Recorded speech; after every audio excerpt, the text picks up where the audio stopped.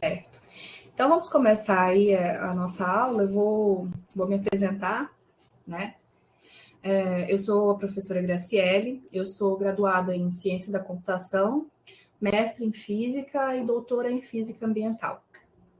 Atualmente, eu trabalho em um projeto de extensão chamado Programação para Todos, né? Esse projeto de extensão, ele tem a intenção de fazer com que os alunos do curso de Engenharia da Computação possam praticar o que foi aprendido durante a disciplina, que é uma disciplina muito importante do curso, né, que é a disciplina de algoritmos.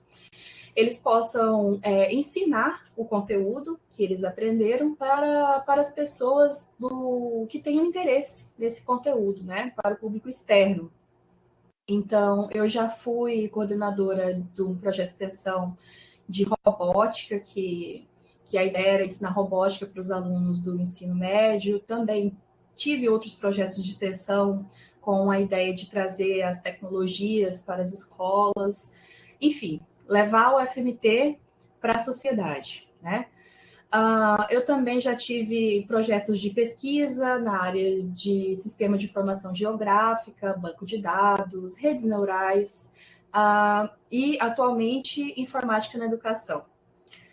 Sou líder de um grupo de pesquisa, né? E lá a gente trabalha com várias linhas de pesquisa e também na produção de artigos, resumos, para publicação em eventos, revistas, né? E eu também sou a supervisora de estágios, tá? Então, vocês que estão iniciando agora o curso, caso tenham alguma dúvida com relação aos estágios do tipo obrigatório, não obrigatório, né? Pode entrar em contato comigo. Se tiver dúvida também sobre projeto de extensão, horas complementares, também pode entrar em contato comigo. E no mais, já ministrei outras disciplinas no curso de Engenharia da Computação, entre elas banco de dados, arquitetura de computadores, né? E eu estou sempre à disposição lá pelo portal acadêmico, certo? E também, como eu havia falado antes, né?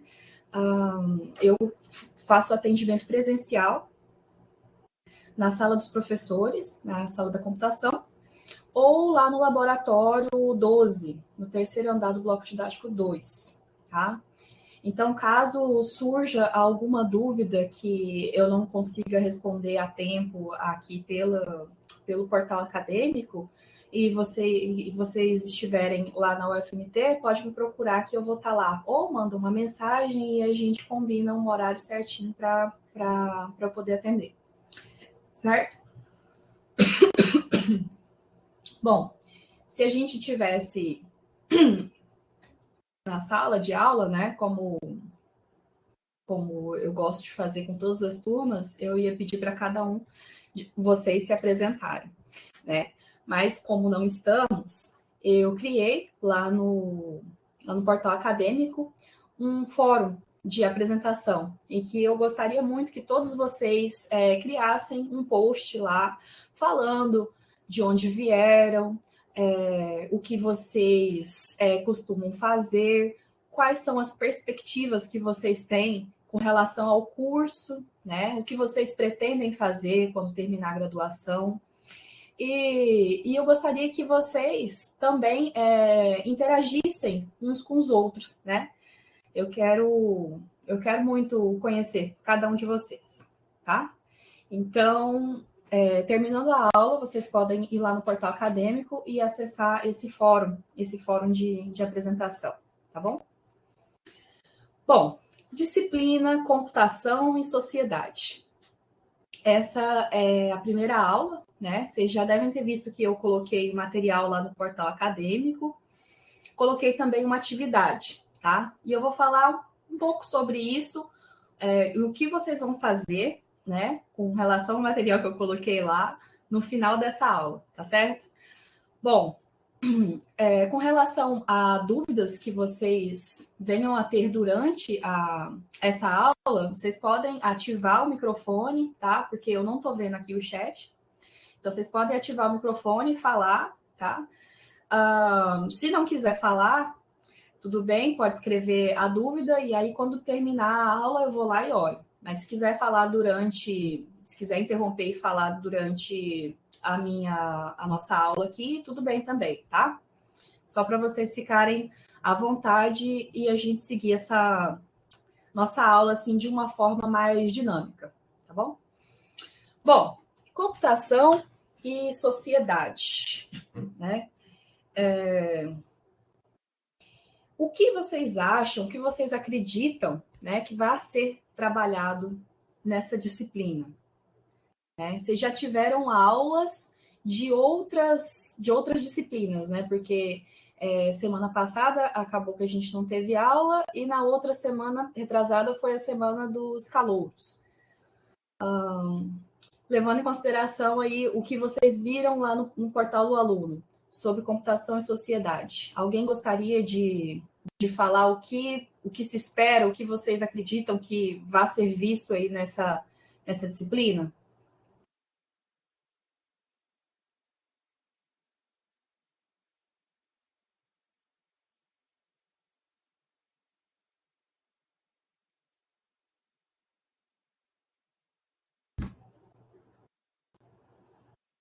Vou voltar aqui, né?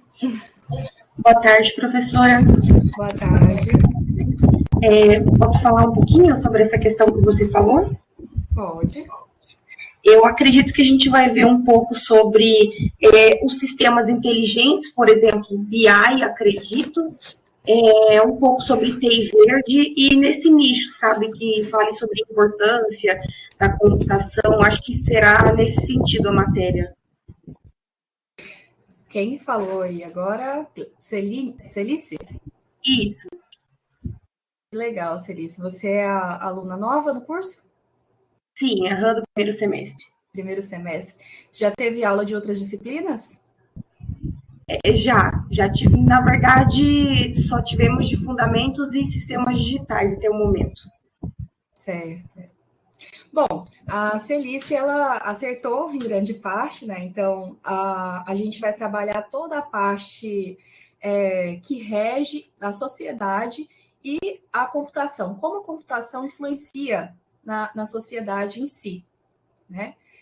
Então, a questão da TI verde, a questão do meio ambiente, a questão da ética, as questões das legislações, né? Como que o profissional, vocês, profissionais, né? Futuros profissionais vão exercer a profissão de forma ética.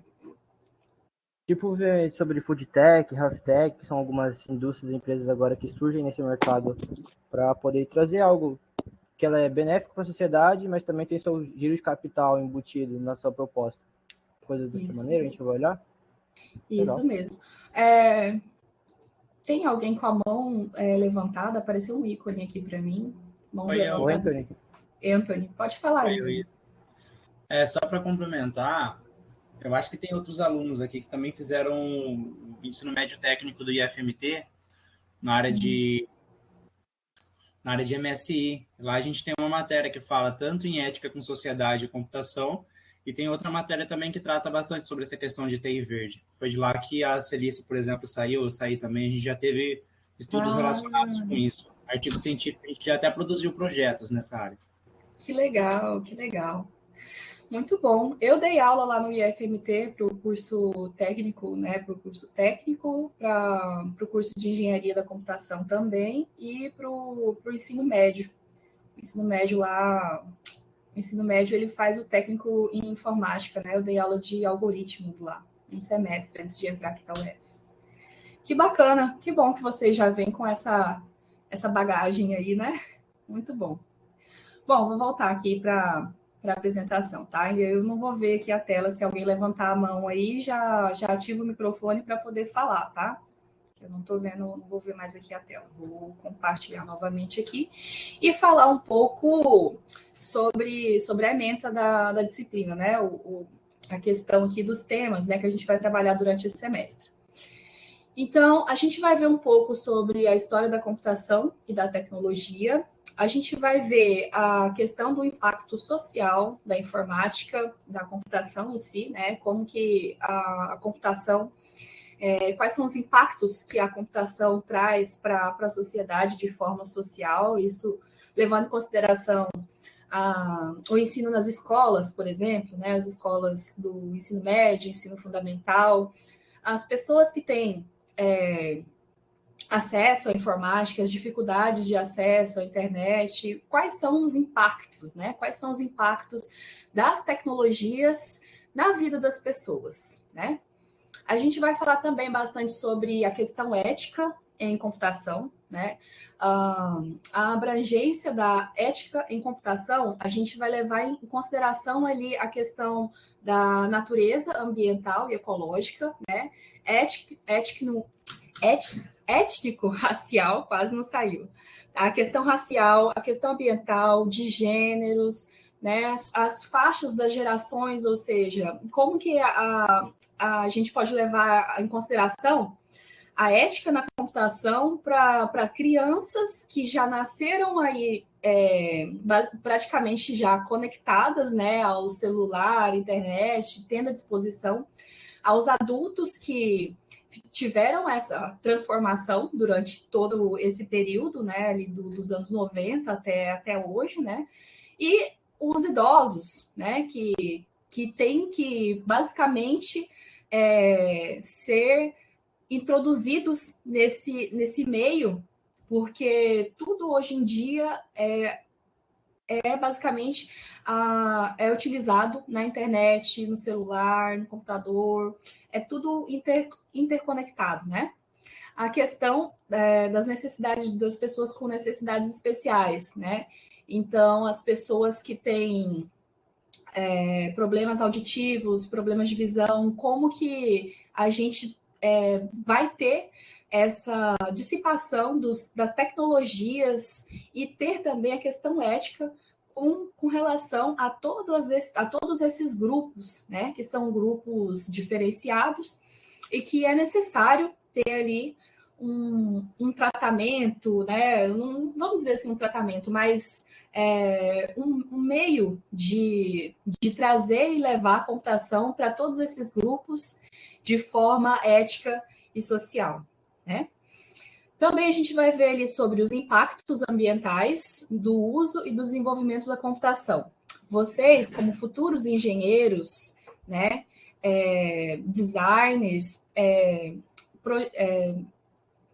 pessoas que vão ser capazes de projetar novos circuitos, microcontroladores, componentes, né? Vocês vão ser capazes de projetar toda essa tecnologia, né? Durante o curso, vocês vão ter várias disciplinas que vão ensinar a vocês como lidar, né? Como desenvolver, como lidar, como projetar todo tipo de tecnologia, não somente computacional, mas vai dar uma abrangência no pensamento de vocês, no conhecimento de vocês, para poder desenvolver novas tecnologias. E como vocês vão ser capazes de fazer tudo isso, é interessante que vocês saibam sobre os impactos ambientais que possa chegar a ter com base no desenvolvimento das tecnologias que vocês vão criar, que vocês vão dar manutenção, que vocês vão desenvolver, certo? Então, pensar nessa questão ambiental é muito importante, certo? Justamente para poder propiciar que essas novas tecnologias, né, elas possam não ter um impacto negativo para o meio ambiente. Bom, a gente vai ver também sobre a relação entre o avanço científico-tecnológico e o desenvolvimento econômico e social. Toda essa questão científica, né, que a gente vê aí desde os anos 90, eu não sei, eu falo dos anos 90 porque eu nasci em 90, né? Mas aí eu acho que vocês Deve ter, a maioria aí deve ser mais jovem, né? Deve ter nascido ali entre, sei lá, os anos 95, 2000, não sei. Eu quero que vocês coloquem lá no fórum de apresentação para eu saber, né? Qual que é a média aí de idade de vocês. Mas a gente tem um avanço científico e tecnológico muito grande, né? Durante principalmente esse período. A gente saiu daqueles computadores desktop, né? Que tinha aquela telona de tubo enorme e processava muito pouca coisa e demorava, a internet de escada, né? E agora é tudo tão rápido, tudo conectado e tem um avanço muito grande nesse sentido.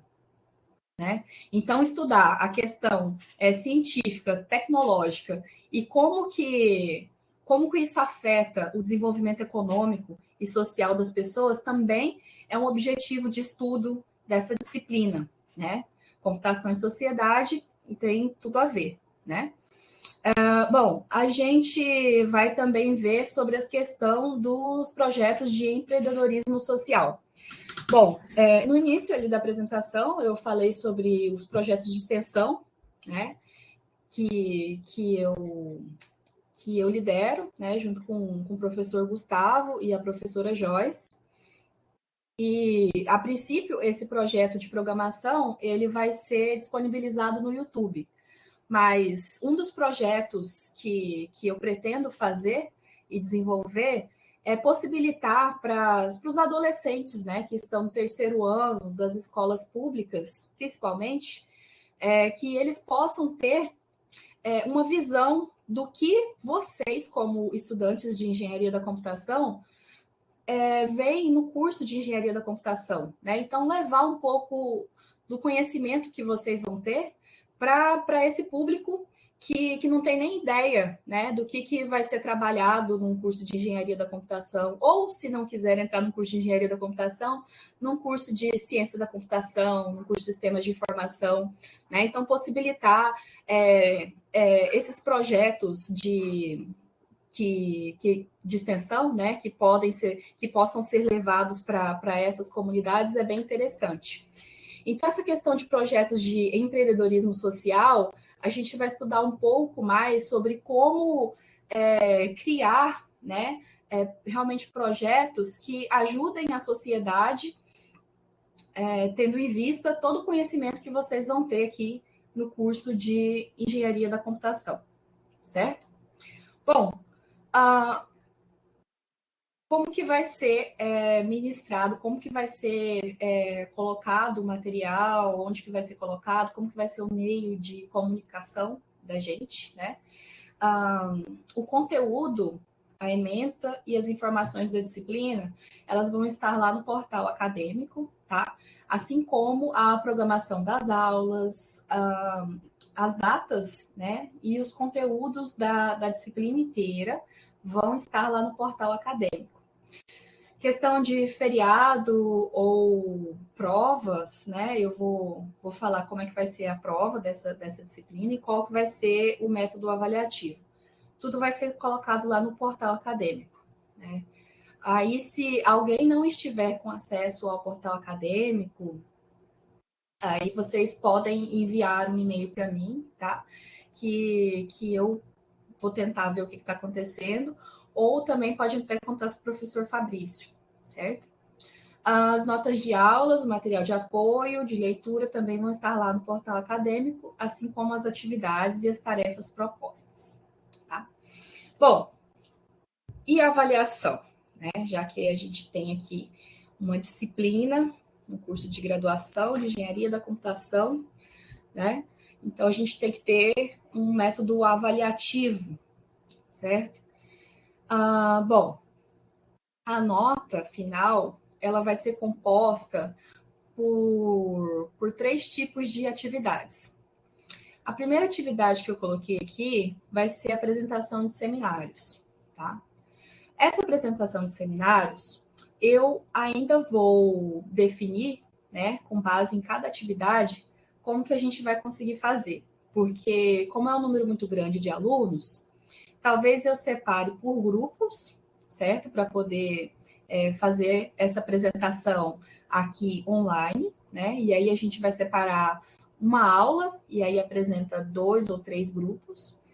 Ou talvez eu peça para poder gravar isso e colocar no YouTube e aí vocês vão compartilhar para todo mundo conseguir ver, tá?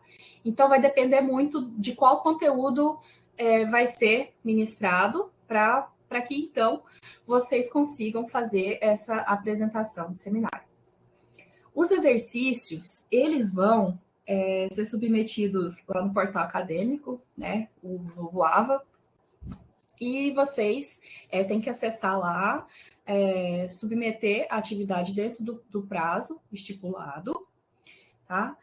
E essa atividade vai ser avaliada com a nota 1 ou 0, tá? Então, vai ganhar 1 ponto quem submeteu, né, a atividade e fez a atividade correta, e 0 para quem não submeteu. E aí, vai ter apenas uma prova nessa disciplina, tá?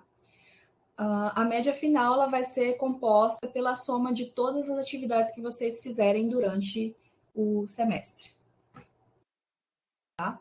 Então, as atividades, elas são individuais, os exercícios, né, eles serão individuais, os seminários vai ser distribuído conforme a atividade a ser ministrada, e as atividades feitas em aula, por exemplo, aí eu acabei, essa aula aqui, como é uma aula de apresentação, hoje não vai ter atividade, mas se caso tenha alguma atividade, a aula vai ser encerrada mais cedo, e aí os alunos vão ter que postar essa atividade até o prazo final da aula, que é até as 3h30, certo?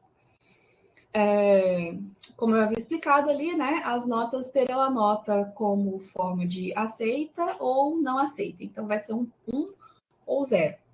A prova, ela vai ser apresentada de forma oral, por meio de um vídeo, tá?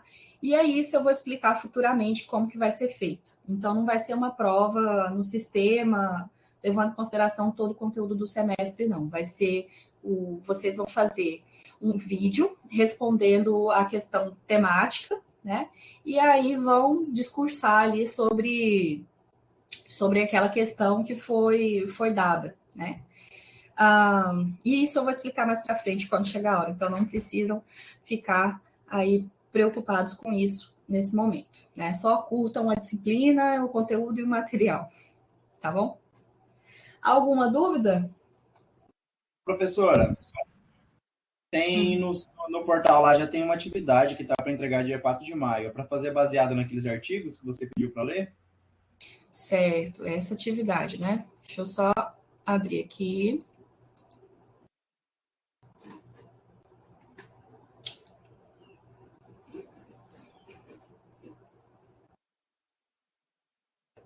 Professora, Oi.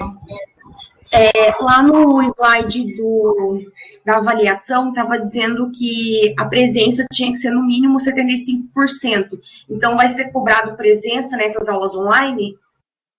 Não vai ser cobrado presença nas aulas online, não. É porque isso é um padrão, sabe? E como eu estava programada para dar essas aulas de forma presencial, eu ia cobrar presença. Mas como vai ser EAD, então não vou cobrar presença. Tá? Perfeito. Obrigada. Então tá. Graça, com Oi. relação à extensão que você passou, que eu cheguei um pouco atrasado na aula, que eu cheguei a preencher a lista que disponibilizaram lá no Discord lá. Sim, aquela lista. Uhum. Você é aluno do 2º, 3º semestre, né? Não, na verdade eu tô fazendo matérias do 6º e do 8º, é que eu fui transferido. É verdade, você é transferido. Então, aquela lista, eu estou pedindo para os alunos preencherem um interesse, porque são os alunos que vão participar dos próximos projetos de extensão. Então, tem o projeto do Ronaldo, que está em andamento, e aí tem o meu, do Gustavo, e aí a gente vai entrar em contato com os alunos que estão mais próximo da defesa e precisando de um número maior de horas, que estão lá naquela planilha, certo? Então, se você ainda não foi chamado, espera um pouquinho, porque como esse semestre eu já fechei o número de alunos para o projeto de extensão, aí semestre que vem, entrando um novo projeto, eu vou convidar os alunos que estão lá naquela planilha, tá? Ah, sim, entendi. É porque, como algumas horas complementares de extensão da minha outra faculdade eu não consegui abater aqui, né? E até de algumas disciplinas que tinham na grade no PPC anterior, né? Aí ficou essa lacuna de horas aí de exatidão curricular, né? Não, tranquilo, tranquilo. Mas você tem tempo ainda, dá para fazer tranquilo, sim. Tá bom? Eu vou tentar. 2 semestres aí, isso vai. Tá bom. Beleza. Gustavo, aí você manda o link ali, o Julie Cleison tá pedindo, e aí eu vou. O link desse. O Ah, sim. link desse dos interessados em projeto de extensão, tá? É interessante vocês já irem colocando o interesse, né? Vocês que estão entrando agora, já irem colocando o interesse, né? Em participar de projeto de extensão, porque vocês têm que entregar ao final do curso o comprovante de 336 horas de extensão. Então, talvez aí semestre que vem vocês consigam 150, no outro semestre vocês consigam, sei lá, mais 100, e aí vocês vão somando por semestre para não ficar tudo sobrecarregado no final, tá? E aí eu vou estar sempre utilizando aquela lista lá para poder pegar os alunos interessados, né? E os alunos que estão nos semestres mais avançados, assim. Se não tiver, eu vou pegando os do primeiro semestre, e se tiver muito aluno, dá para a gente aumentar e fazer um projeto bem grande para poder atender mais escolas, atender mais gente, e aí vocês vão poder trabalhar mais e realmente mostrar o que vocês são capazes de fazer, né? Estando aí já no curso de engenharia da computação. Já passaram. Oi, Anthony, quer falar alguma coisa?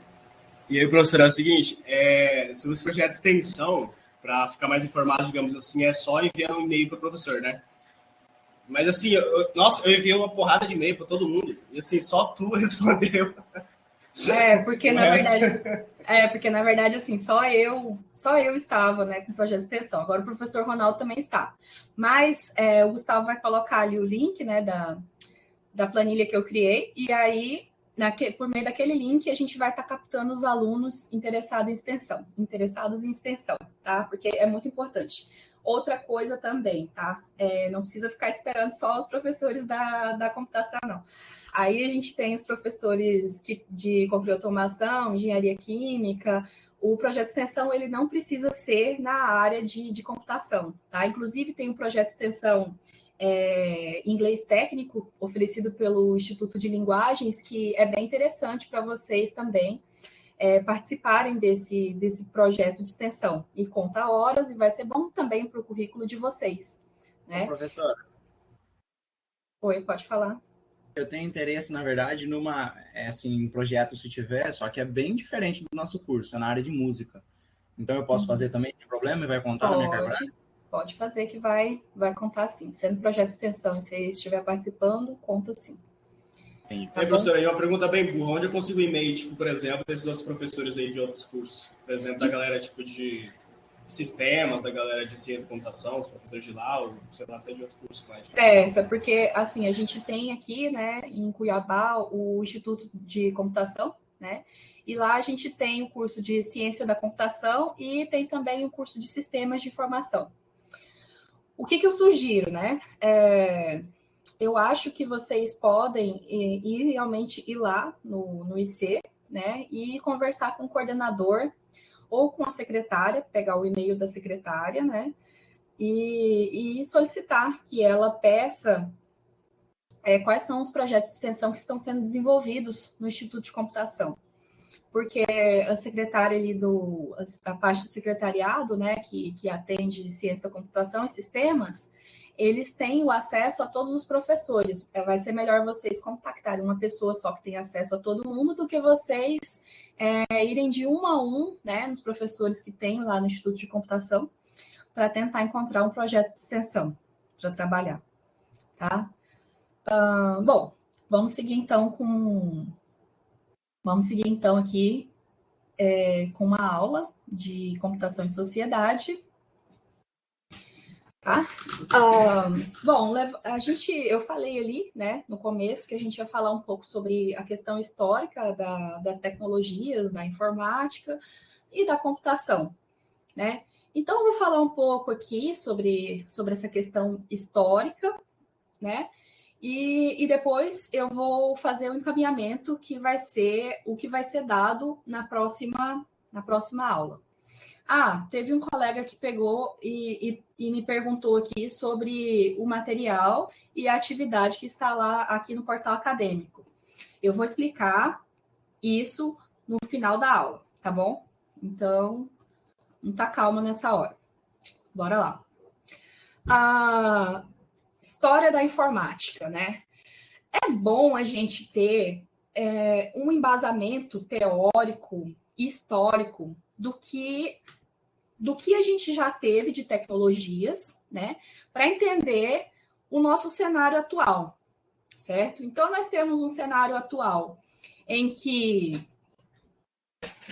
nós temos computação em nuvem, nós temos inteligência artificial, nós temos uma internet de alta velocidade, nós conseguimos nos comunicar com o outro lado do planeta de forma rápida, trazer produtos da China, do Japão, da Europa, importar, exportar produtos de forma muito rápida. Então, é interessante, né, entender como que a gente chegou aqui onde a gente está, para a gente saber até onde a gente pode chegar, certo? Então, vamos entender um pouco dessa questão histórica, né, que faz parte da nossa sociedade. Bom, então vamos lá. Qual que é a ideia central da computação, da informática, das tecnologias, já que elas são palavras separadas, mas que, de certa forma, elas têm um intuito em comum, né? Um intuito em comum que é o quê? Facilitar, ser um facilitador da nossa vida, né? Em que sentido? Bom, vocês, como futuros engenheiros, né? As meninas futuras engenheiras, né? Os meninos futuros engenheiros, sabem que nesse curso vocês vão ter uma base bem forte de matemática, de cálculo, de estatística, e que essa base ela é extremamente importante, né? Ela é extremamente importante, não só para os engenheiros e as engenheiras, mas para a sociedade de forma geral, né? Então, assim, toda a história das tecnologias, elas vêm no sentido de ser um facilitador para a realização de cálculos matemáticos, né? Cálculos, funções, trigonometria, estatística, tudo, né? Então, a gente tem aqui os primeiros vestígios de cálculos realizados por meios mecânicos e artesanais remontam a... desculpa. 3.000 anos antes de Cristo, né? Babilônios que habitavam a antiga Mesopotâmia empregavam sementes ou pedras que eram agrupadas em bastões, né? E em 1800 anos atrás, né, antes de Cristo, um matemático babilônio inventou um algoritmo que permitia resolver problemas de cálculo numérico. O que é um algoritmo, né? Vocês não tiveram ainda essa disciplina do segundo semestre, né? Vocês estão fazendo ela agora no primeiro semestre? Eu me esqueci agora. A gente não está fazendo, só que o pessoal acho que veio do IF já tem um pouco de noção, mas a gente vai ter só no segundo semestre, professor. Isso, é no segundo semestre. É porque eu acho que antes era no primeiro semestre. Bom, enfim. Bom, quem veio do IF, né, já tem uma base ali do que é algoritmo. Quando eu fui professora lá, os alunos do ensino médio, eles que estavam, eu dei aula para o terceiro ano, eles já viam algoritmos desde do primeiro ano, porque no terceiro ano os alunos já sabiam programar, basicamente, né? Então, o que é um algoritmo? Um algoritmo, ele é um conjunto de passos, um conjunto de etapas, um conjunto ordenado de operações que são utilizadas para poder realizar uma tarefa, um cálculo, né? Então, é basicamente isso. A gente pode pensar em algoritmo como uma receita de bolo, né? Se vocês já chegaram a pesquisar aí o que é algoritmo, sempre tem essa analogia. Um algoritmo um exemplo de algoritmo é uma receita de bolo, em que você tem uma sequência de ingredientes e esses ingredientes vão ser colocados na bacia para ser processados, né? Misturados, e depois que a massa estiver pronta, você vai colocar na forma e depois no forno. Vai assar e, como resultado desse processamento, você vai ter um bolo pronto. Então, todos esses passos, eles constituem um algoritmo, né? Então, aqui vocês vão, nesse curso de engenharia da computação, vocês vão aprender a programar utilizando algoritmo, né?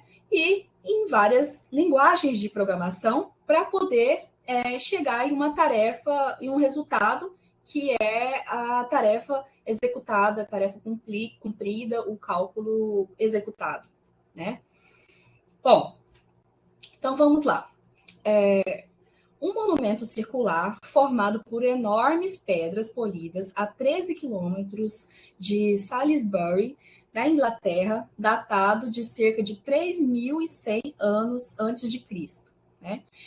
O que acredita-se que era esse negócio aí, né? Acredita-se que era uma forma antiga de calendário, né? Então, vejam aí a necessidade de utilizar números, utilizar um tipo de tecnologia, né, para poder mensurar datas. E aí a gente, chegando um pouco mais perto, né, da nossa data, a gente tem o ábaco, né? O ábaco romano, a gente tem o ábaco japonês, o ábaco chinês, né? Que na Mesopotâmia, os babilônios ampliavam o comércio na Ásia. Então, a China ampliava o comércio no Japão, na Índia e na Coreia. Os homens de negócio, eles precisavam de um modo rápido e eficiente e eficaz para poder fazer as contas, visto que o comércio, né, no comércio, a gente utiliza a matemática em todos os sentidos, né, para poder receber, para poder pagar. Então, muito importante. Então, o ábaco foi criado ali nesse sentido, para poder facilitar, né, as contas, o comércio nessas regiões. Bom, aí a gente tem John Napier, que viveu ali de 1550 a 1617. Ele formulou o conceito de logaritmo. Ele desenvolveu uma ferramenta chamada ossos de Napier, feita de marfim e usada para dividir, multiplicar e calcular raízes mecanicamente, né?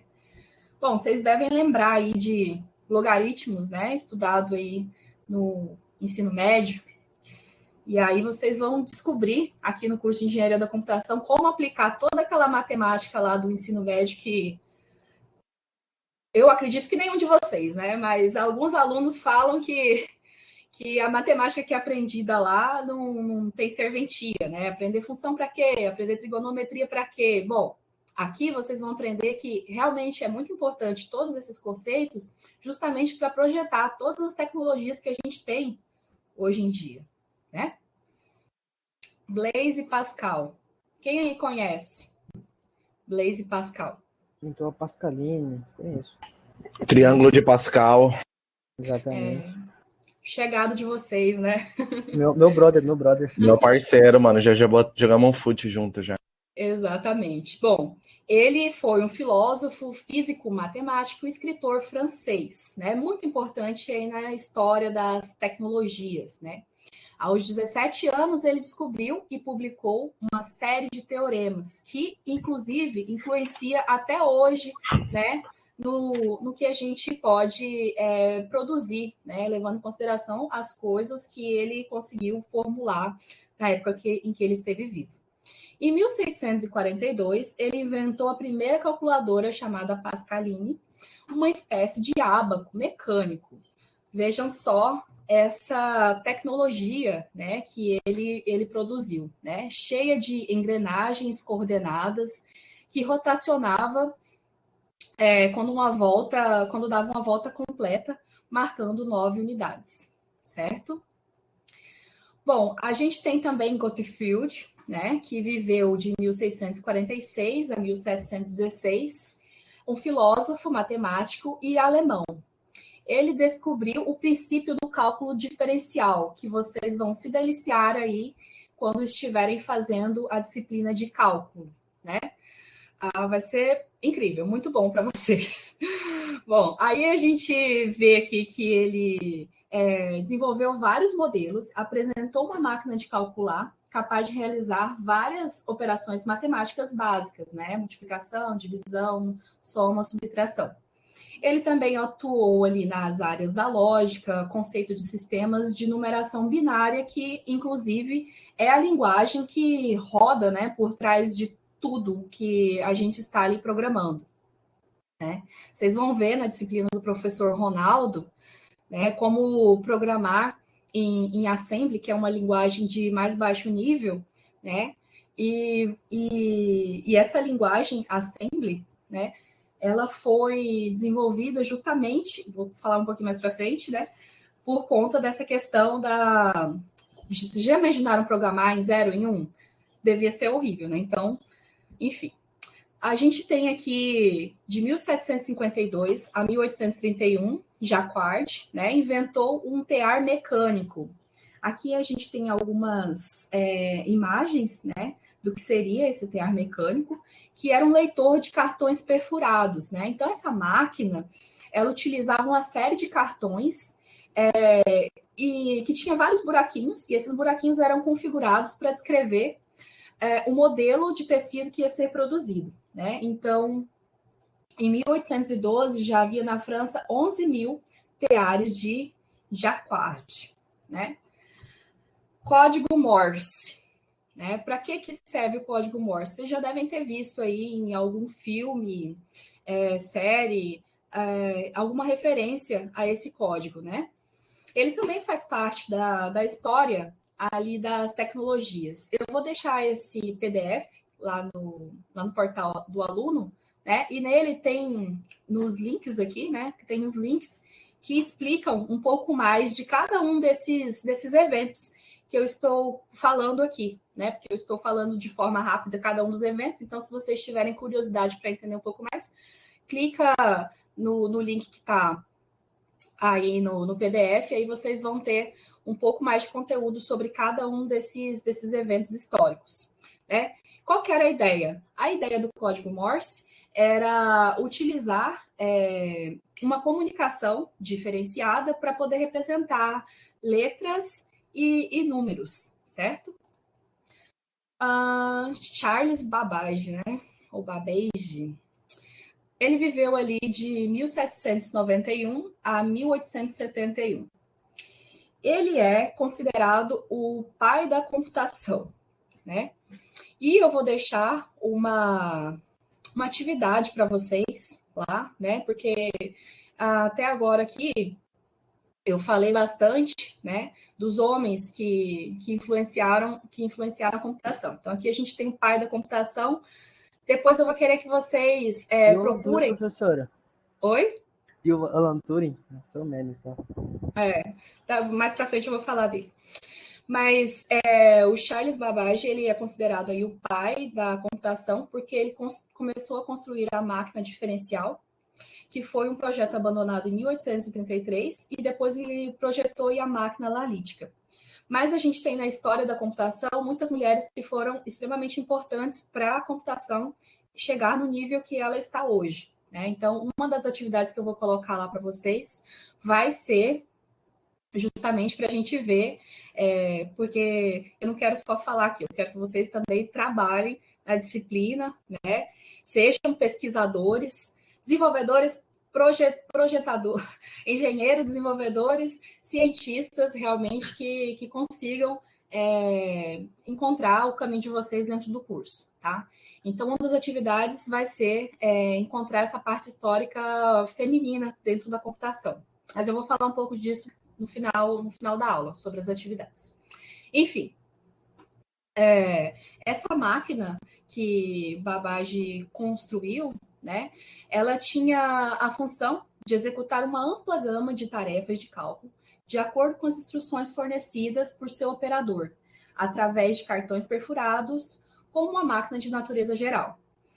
Porém, essa máquina nunca foi construída, mas as ideias que ele teve, né, foram utilizadas na ideia central dos computadores atuais, né? Então, tudo que foi feito durante a história foi utilizado, né? O que prestava, vamos dizer assim, o que prestava, né? O que era funcional, né? Que foi funcional para poder chegar onde a gente está, né? Então, essa aqui é uma imagem dessa máquina diferencial construída a partir dos desenhos do projeto original. Então, isso tem mais de 200 anos, né? Do nascimento de Babbage.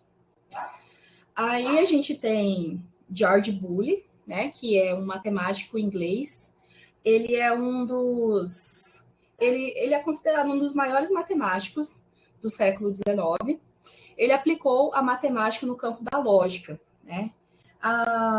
Bom, nesse curso de engenharia da computação, a parte lógica ela é muito, muito importante. Vocês também vão ter uma disciplina de álgebra, né, para poder aprender a utilizar, né, todos os conceitos de álgebra, e que inclusive usa também lógica, né? Então, Boole, em seu trabalho, ele foi ignorado por muito tempo, sendo retomado para utilização em computação, circuitos telefônicos e computadores. Toda essa questão lógica que ele pensou durante esse período, no período em que ele estava vivo, não foi utilizado, né? Mas depois, com a questão da utilização de computação de circuitos telefônicos, computadores, os trabalhos que ele desenvolveu foram novamente analisados, né? Aí a gente tem a máquina de tabular, essa máquina aqui, que é uma máquina que utilizava cartões perfurados para poder armazenar dados. A gente está chegando mais perto agora do que a gente tem, assim, da ideia de computação, né? Então, em 1880, o censo americano ele demorava 7 anos e meio para calcular e divulgar o número de habitantes dos Estados Unidos. Com essa máquina elétrica, né, essa máquina de tabular, o resultado foi divulgado em 2 anos e meio, em 1890. Então, pensem aí, né? Um processo que demorava antes 7 anos e meio, você conseguir diminuir esse período aí para 2 anos e meio, é um salto, né? Muito grande que foi dado, né? Bom, vamos seguir aqui. Hermann, né? Hermann, ele, em 1896, ele fundou uma empresa que posteriormente foi chamada de IBM. Aqui tem um link também, que tem um vídeo explicando um pouco mais sobre essa parte histórica, né? Bom, aí a gente vem para as máquinas de calcular, né? Que giravam como uma roda de alfinete, uma espécie de alavanca, cujo esse encaixe se dava no local do número desejado, né? Então, a gente saiu daquele ponto que era utilizado cartões perfurados, né? Ábaco e aquelas tecnologias rudimentares para algo mais tecnológico, né? Para a época tecnológica. Aí, a título de curiosidade aqui também, em 1885, foi criado aqui um computômetro, né? Que é a primeira calculadora em que os números foram registrados apertando chaves, ao invés de ser utilizado ali um mecanismo giratório, como roldanas, tá? Então, Felt inventou a primeira calculadora de escrivania de impressão. Ela tinha os botões aqui, né, que era apertado, e essa calculadora aí era chamada de comptrômetro. Bom, um engenheiro físico elétrico e também professor, Howard Viking, ele inventou o primeiro computador mecânico programável, em 1937, né? Esse projeto ele foi adaptado aqui pela IBM e após 6 anos da construção, ele recebeu o nome de Mark I. Acho que vocês já devem ter até visto algum filme que tenha aparecido essa máquina enorme, né, o Mark I. Ele pesava 5 toneladas e era controlado de forma original por fita de papel perfurado, certo? Então, observem aí o tamanho dessa tecnologia, né, desse computador, que realizava cálculos, né, produzia programas e funcionava por meio ali de uma máquina de escrever elétrica que perfurava as fitas de papel, né? Então, Mark I, essa aqui é uma vista dele, tá? Nesse link aqui tem um vídeo em inglês que mostra mais imagens sobre essa máquina enorme, tá? E aí vocês podem dar uma olhada. Agora chegou a parte mais legal, né? Esse cara, né? É o John von Neumann. Ele é um cara muito importante na história das tecnologias e da computação, né? Ele é um matemático, engenheiro químico, naturalizado como americano, mas ele era húngaro. Ele inventou o conceito de programa armazenado, tá? Bom, o que isso significa? Conceito de programa armazenado. Pensando aqui nessa questão do Mark I, que ele recebia as instruções, né? Perfurava, executava e processava, né? E aí obtinha o resultado. O que vocês imaginam ser um programa armazenado? Utilização da memória? Exatamente. Então, esse foi o grande, vamos dizer assim, pulo do gato, né? Que foi dado na história. Ao invés de ter uma entrada, um processamento e uma saída, John von Neumann, ele pensou em uma maneira de ter um componente a mais determinado como memória, né? E que hoje em dia a gente tem vários níveis de memória, né? Inclusive vai ser uma coisa que vocês vão estudar em arquitetura de computadores, que é a hierarquia de memória. Ele vislumbrou, na época em que ele viveu, a possibilidade de armazenar os programas para, ao ter uma entrada, esse programa armazenado fazer o processamento e armazenar os dados e depois ter o resultado. E num próximo processamento, aquele programa já estaria armazenado e não seria necessário ali ter de novo um gasto desnecessário, né? Então, esse princípio, ele constitui um funcionamento dos computadores digitais até hoje, né? Apesar do processo tecnológico. Então, na disciplina de arquitetura e computadores, vocês vão ver cada um desses componentes de um computador, né? Os registradores, os tipos de memórias, né? Como funciona o processador, a CPU, tudo, né? E tudo isso com base nesse fundamento que é a arquitetura de von Neumann. Certo? Pessoal, alguma dúvida até agora? Tranquilo? Professora, você vai falar sobre a da Lovelace, não? Esse vai ser um trabalho para vocês. Ah, beleza. Então. Certo? As mulheres na computação vai ser um trabalho para vocês. Tá bom? Bom, então vamos lá. Alan Turing, né? Alan Turing, matemático, filósofo inglês, criador da ciência de computador. Bom, ele demonstrou o potencial de um software 10 anos antes que o primeiro software existisse. O que vocês sabem sobre esse cara? Bastante Eu coisa. sei que esse cara foi um marco na Segunda Guerra Mundial para ajudar a descriptografar as mensagens alemãs, né? Quem assistiu aquele filme lá, que acho que é o Jogo da Mimo, que fala que ele vai decifrar Jogo da Imitação. enigma. É Jogo da Isso. Imitação. Aí vai falar sobre a história dele. Muito né? bom. E que ele foi Excelente. morto ainda só por ser homossexual, e depois de, acho que 30 anos, que ele foi considerado como uma pessoa genial na história. Foda. Isso, Exatamente. recebeu o título de honraria. É verdade.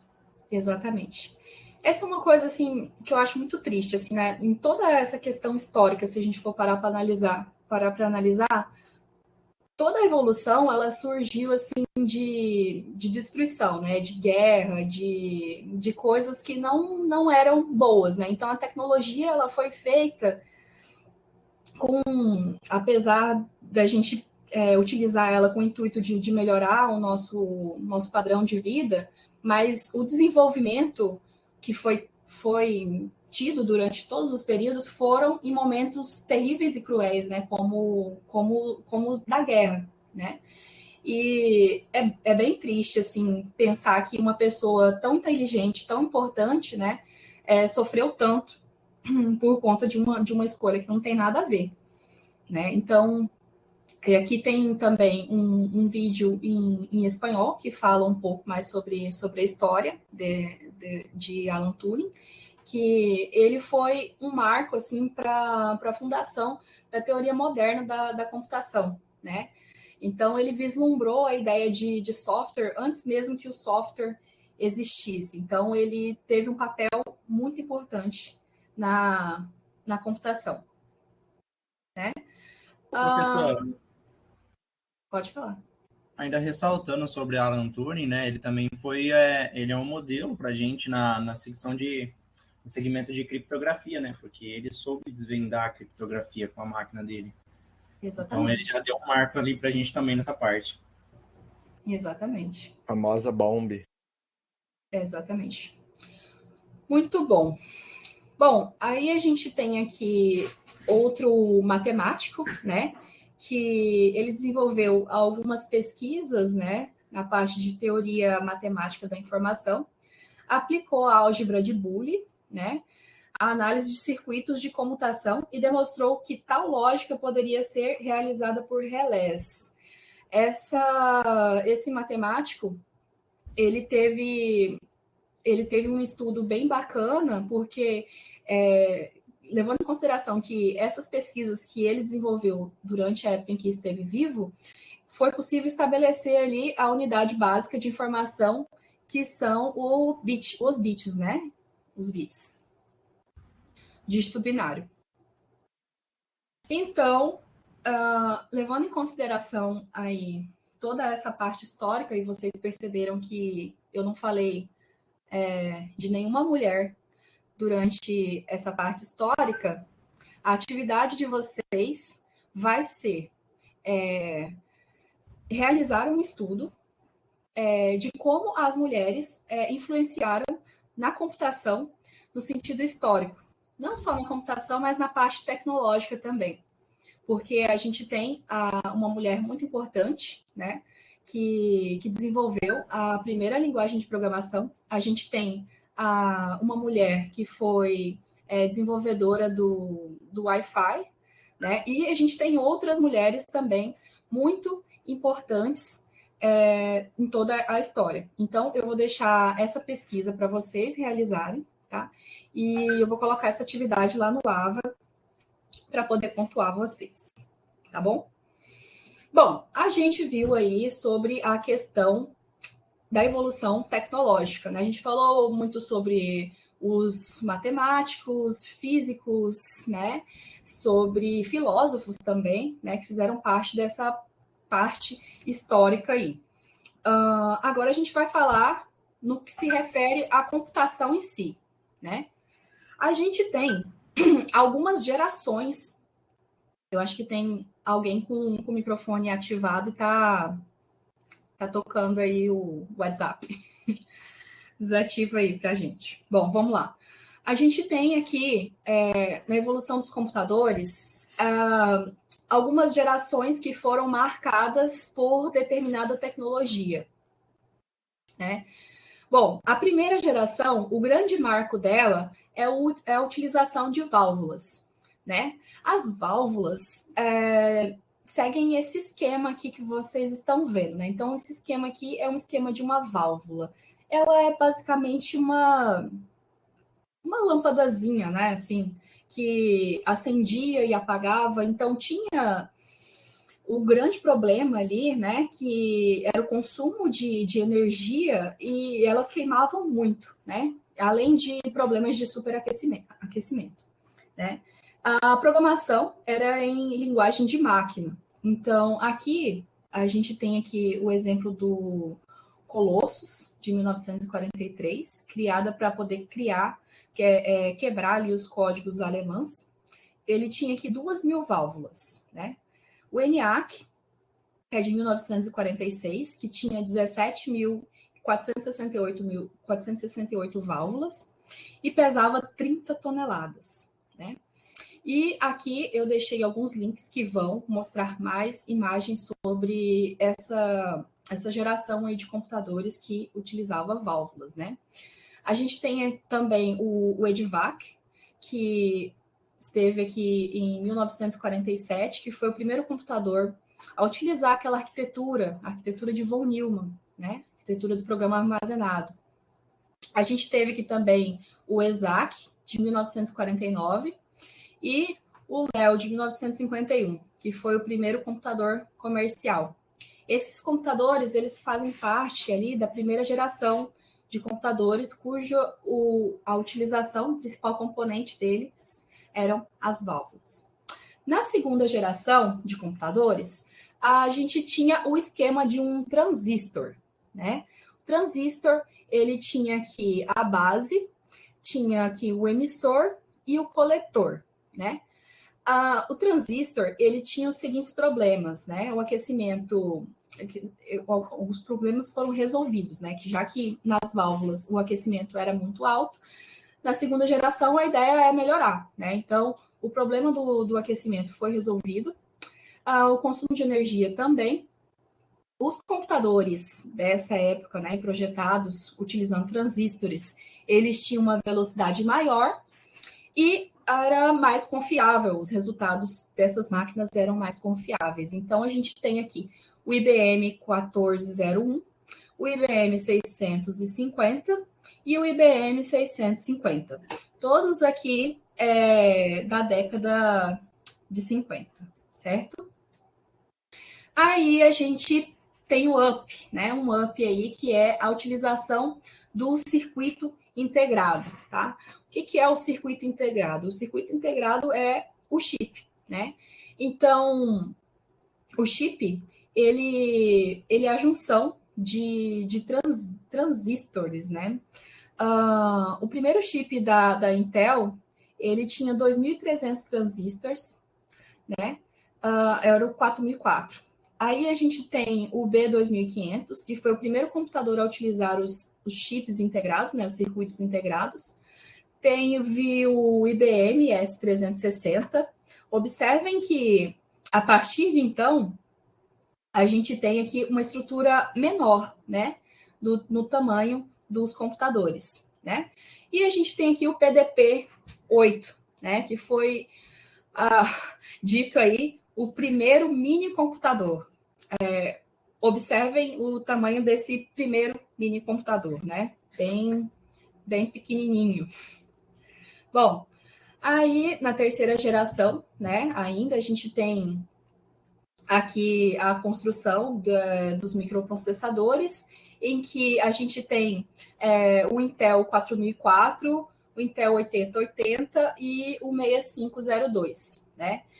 O primeiro aqui tinha componentes com soma de dois números em 11 milésimos de segundos, soma de dois números em 2,5 milésimos de segundo, e aqui a gente tem 1 milionésimo de segundo. Nesse link aqui também tem um pouco mais tem mais informações sobre cada um dessas tecnologias aí da terceira geração. Bom, ainda que considerando como terceira geração, né, a gente tem os computadores da Apple, né, Apple I, Apple II e o Macintosh. Aí a gente vem para o Sinclair, que daí a gente já começa a ter aqui as versões de computadores de mesa, né, IBM PC.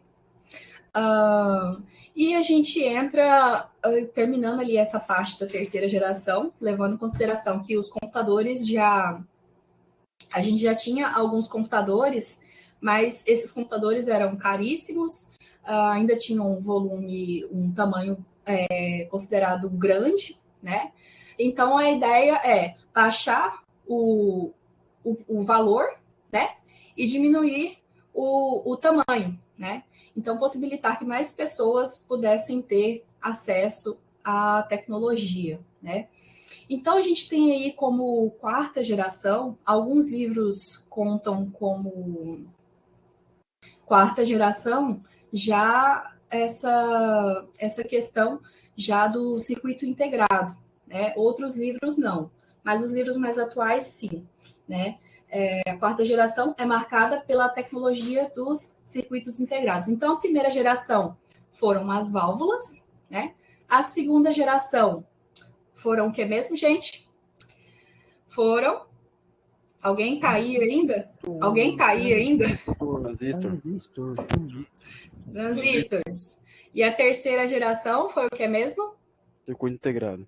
Circuito integrado. E a a terceira geração foi o circuito integrado, e só que a quarta geração ela entra como circuito integrado, só que com uma larga escala de integração. Então, em alguns livros, não tem essa quarta geração. A maioria dos livros não tem, os livros antigos, mas os novos já tem, tá? Esses circuitos integrados. Então, temos aqui o Intel 386, o Intel 486, né? E a placa-mãe de um 486 DX100. Né? Então, vocês, como futuros engenheiros, né, engenheiros da computação, vão ser capazes de trabalhar e, quem sabe, até produzir tecnologias muito melhores aí do que o que a gente tem o que é dita quinta geração, mas que é o que nós estamos vivendo hoje em dia, né? Então, a escala de ultra integração, certo? Então, a gente já tem, inclusive, tecnologias mais potentes que essas aqui, né? E a gente considera a quinta geração a partir daí. Mas o que vocês consideram que também esteja aqui como quinta geração? Eu coloquei como um ponto de interrogação porque a gente considera a partir daí, mas a gente sabe que essa quinta geração vai em larga escala para muito mais. O que vocês pensam aí que possa ser considerado como quinta geração da evolução dos computadores?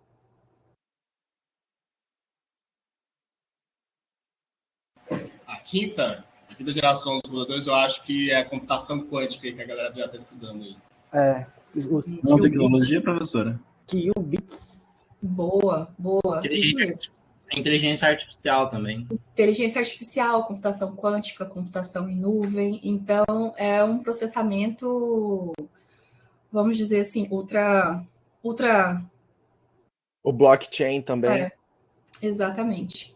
Tem alguns estudos, né? Eu estava estudando computação quântica e aí eu vi que um dos problemas, né, do blockchain é que talvez a computação quântica consiga quebrar a criptografia ali das criptomoedas e tal. Eu também li essa parada.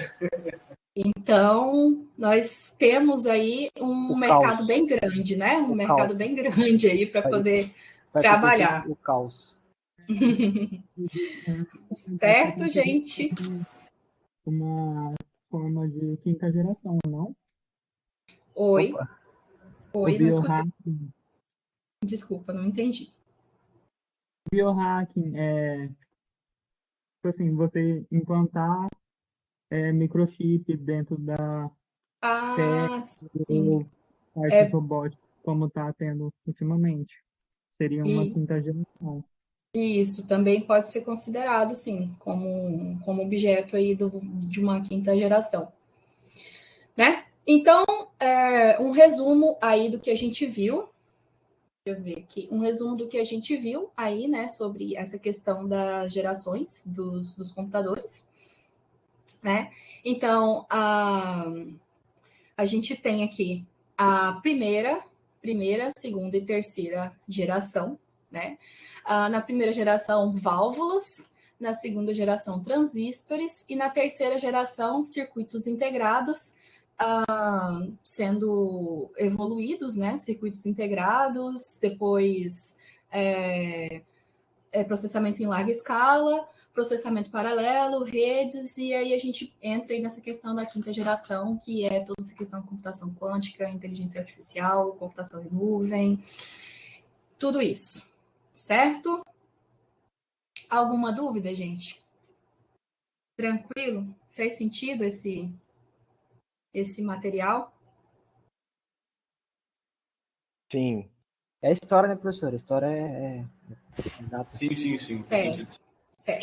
Quem não entende o passado não conhece o futuro. Filosofou, hein, Mike? Filosofou. Padrão.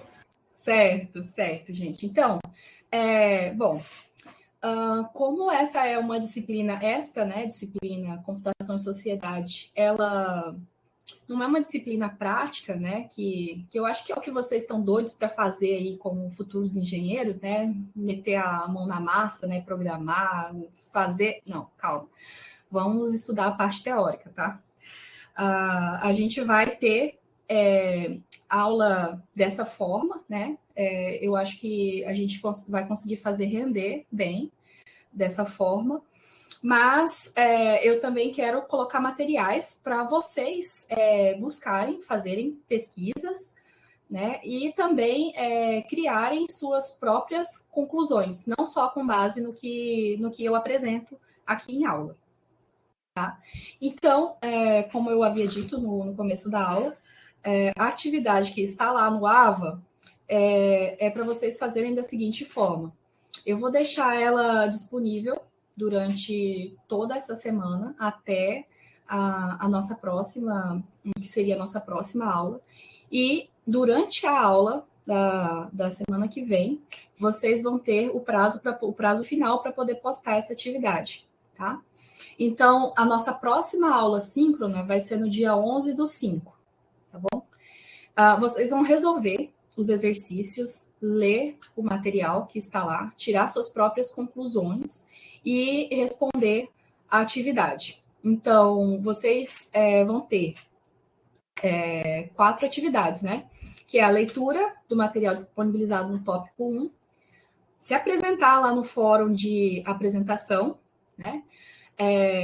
Falar um pouco sobre o histórico das mulheres na computação, certo? E responder a questão que está lá como atividade já lá no AVA, certo? Que é essa atividade aqui, tá bom? Então, como é a junção de muitas atividades, né? A aula da semana que vem, vocês vão estar liberados para poder finalizar tudo que tenham para finalizar. Então, durante a semana, vocês podem fazer a leitura desses artigos aqui, né? Hoje vocês vão fazer a apresentação. Durante a leitura, vocês já podem ir pesquisando sobre a história das mulheres na computação. E aí, a aula da semana que vem, até o final da aula da semana que vem, vocês podem postar essa atividade. Entendido? Professora, a senhora pode só repetir certinho quais são as atividades para eu tomar nota aqui? Tá. Então, a primeira atividade, né? Leitura do material do tópico 1, dos tópicos do tópico 1, né? Isso. O Nicolas já escreveu ali, a leitura do tópico 1, se apresentar no fórum, né? apresentar lá, colocar o nome, idade, onde veio, o que quer, como que quer, o que quer. A gente vai falar das mulheres em que momento? Lá no fórum mesmo? Essa atividade de falar das Não, mulheres? Você ainda vai colocar uma atividade lá ainda?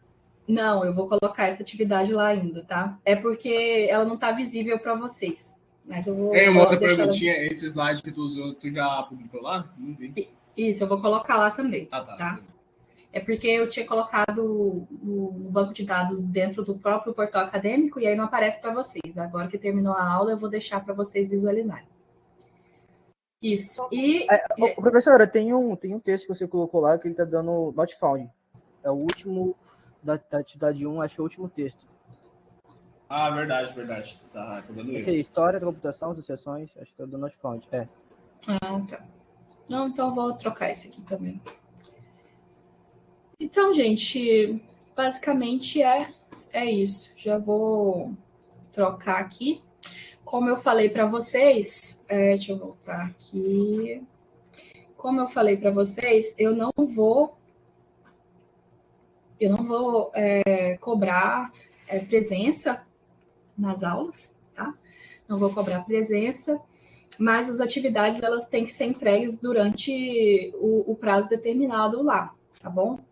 Então, é só fazer as atividades, tudo certinho, que todo mundo vai conseguir passar, pegar o conteúdo, tirar nota boa, e aí vocês vão seguir o curso, tá bom?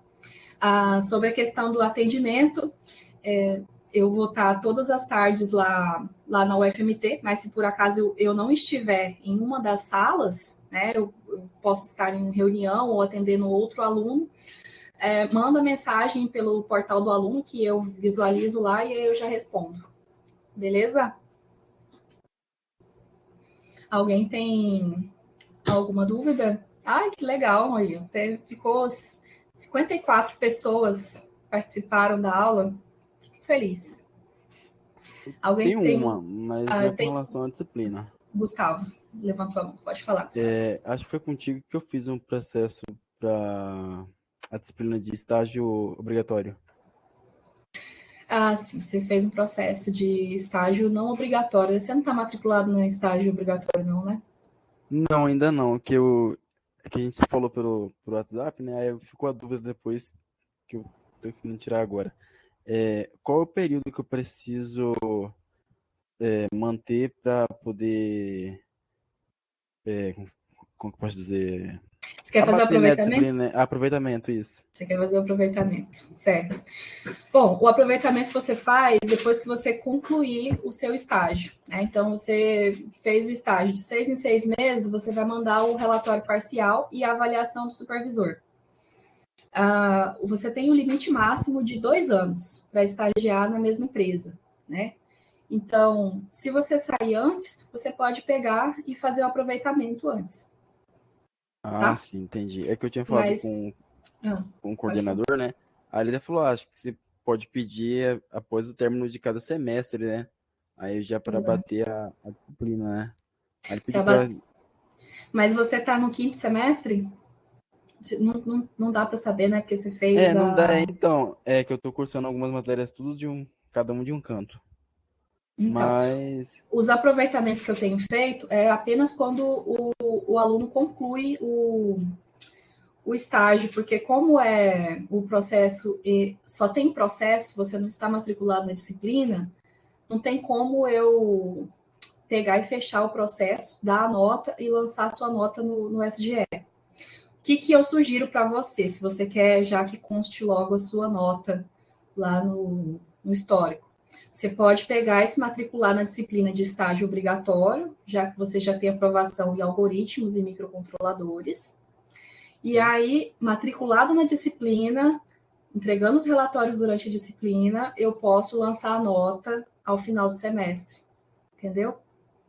Sim, beleza. Mas para quem está só como estágio não obrigatório, até esse momento, né, eu tenho feito os aproveitamentos só quando o aluno conclui o estágio. Mas essa possibilidade de fazer por semestre pode ser feita desde que seja aprovada no colegiado. Aí eu tenho que levar essa demanda para o colegiado com base na solicitação de um aluno. Entendeu? Ah, sim, entendi. Mas tem a ver com relação à quantidade de horas ou não? Você tem que ter a quantidade de horas, 160 horas, né? No 60 estágio. horas. Ah, 160 horas. sim, Um semestre é entendi. suficiente. Entendi. Então, por conta disso, porque eu ainda continuo na mesma empresa, só que só trocaram uma instituição de intermédio, né? Aí eles renovaram o meu contrato para mais 1 ano e 4 meses, no caso. Aí eu já tinha Entendi. 1 ano lá, aí eu vou ficar mais 1 ano e 4 meses também. Bom, eu posso levar essa situação para o colegiado. A gente vai ter uma reunião sexta-feira, né? E aí eu levo para o colegiado e, tendo a aprovação do colegiado, eu não vejo motivo de não aproveitar antes da conclusão, né?